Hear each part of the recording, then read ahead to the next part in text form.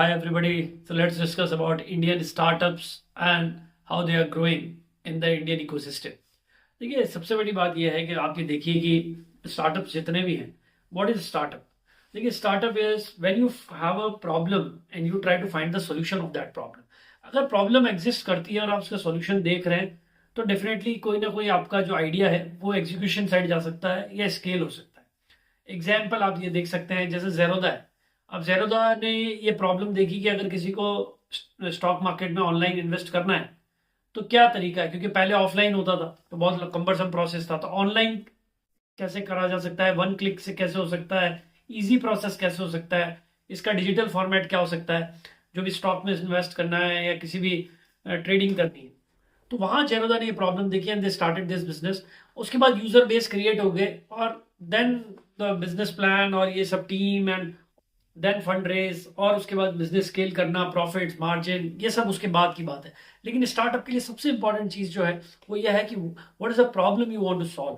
If you don't want to solve any problem and you just want to copy paste, I don't think that that organization और that startup can exist for long. तो सबसे important चीज है कि वो problem, कुछ ऐसी problem है जो आप सॉल्व करना चाहते हैं. सेकेंड जो बात आती है, आप जिस प्रॉब्लम को सॉल्व करना चाहते हैं क्या उसके लिए यूजर बेस है, क्या उसके लिए कंज्यूमर पे करना चाहता है.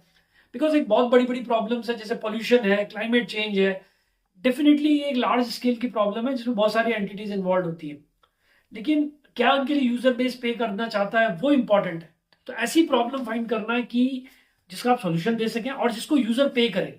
If you don't find a consumer and you find a problem and you find a solution of that, but consumer is not willing to pay for it, then there is no point in solving that problem and start a business out of it and make a startup. जैसे Google है, Google ने जो information है उसको किस तरीके से organise करना है, इसकी प्रॉब्लम फाइंड करी और उसको बिजनेस में डेवलप किया, क्योंकि consumer can pay for it. उसको 10 जगह इंफॉर्मेशन मिलती थी, एक ही जगह पे सारी इंफॉर्मेशन, एक ही प्लेटफॉर्म पे सारी इंफॉर्मेशन आ गई. Real purpose of any startup, your startup mission could not be like that I want to raise funding up to 1 million, I want to become top 5 startup. ये जस्ट एन आउटकम्स है.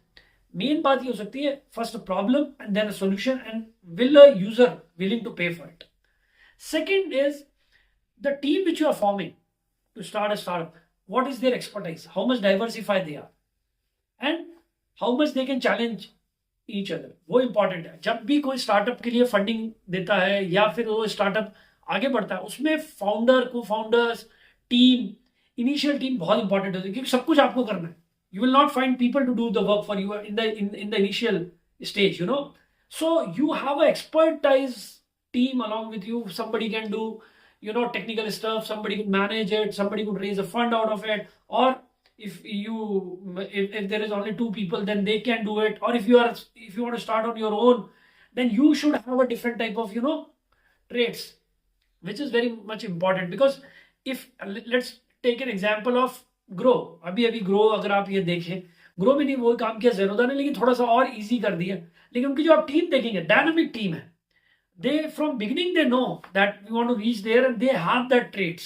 सो when you want to start a startup, the team, initial team is very much important. उसके बाद जो third चीज आती है, जो product आप बना रहे हैं वो प्रोडक्ट कितना डायनामिक है. बिकॉज शुरू में मैं हमेशा से बोलता हूँ, जो इंडिया में स्टार्टअप ग्रो किए वो सर्विस बेस्ड कर गए. लेकिन अभी जो स्टार्टअप्स हैं जिसमें, because consumer wants quality. So what is your product? You can't wait for a fit product, but what is your prototype?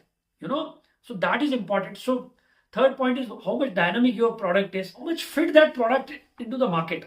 Let's assume आपने एक इंडस्ट्री के अंदर एक प्रोडक्ट निकाला, वो फिट ही नहीं हो रहा है उस इंडस्ट्री के अंदर, तो वहां पर आपका जो बिजनेस है एक लेवल पे जाके स्टक हो जाएगा, आपका स्टार्टअप एक लेवल पे जाके स्टक हो जाएगा. अब आप एक एग्जांपल देख लीजिए, अथर एनर्जी है. अब उनका जो प्रोडक्ट है वो मार्केट फिट है. उन्होंने एक इलेक्ट्रिक स्कूटर बनाया और वो इलेक्ट्रिक स्कूटर का जो प्रोडक्ट जो है वो बहुत डायनामिक है. प्राइसिंग उन्होंने उसी प्रोडक्ट के हिसाब से रखी and now they can go to 500 stores, 700 stores and they can compete with companies like TVS, Bajaj and with their EV scooters. So जो प्रोडक्ट है वो मार्केट फिट है कि नहीं है, वो इंपॉर्टेंट है. तो इसके लिए you need to talk to the consumer. The basic thing which I understood is, in a startup you should know what your consumer wants and you should have ability to read the market.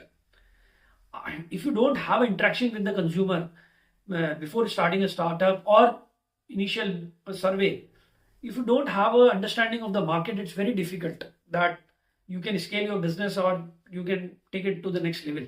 So these are the common traits. Uske baad we will talk about in our next videos about angel investing, seed rounds, what is bootstrapping, crowdfunding, and there are many types of stage of fundings are available, and then there is an IPO when you go into the public market. What happens, because there are so many startups in India right now, and I believe that right now Indian startup system is take off, क्योंकि Landscart, Grow, Athar Energy, Pine Labs, Physics Wala, we will definitely talk about these companies and their business models.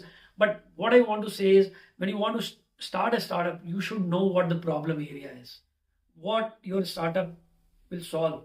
आपका startup जो है, आपका idea कौन सी problem solve करेगा, उसके बाद ये सारी चीजें जो है वो निकल के आती है. So that's all from our side. Thank you. Bye.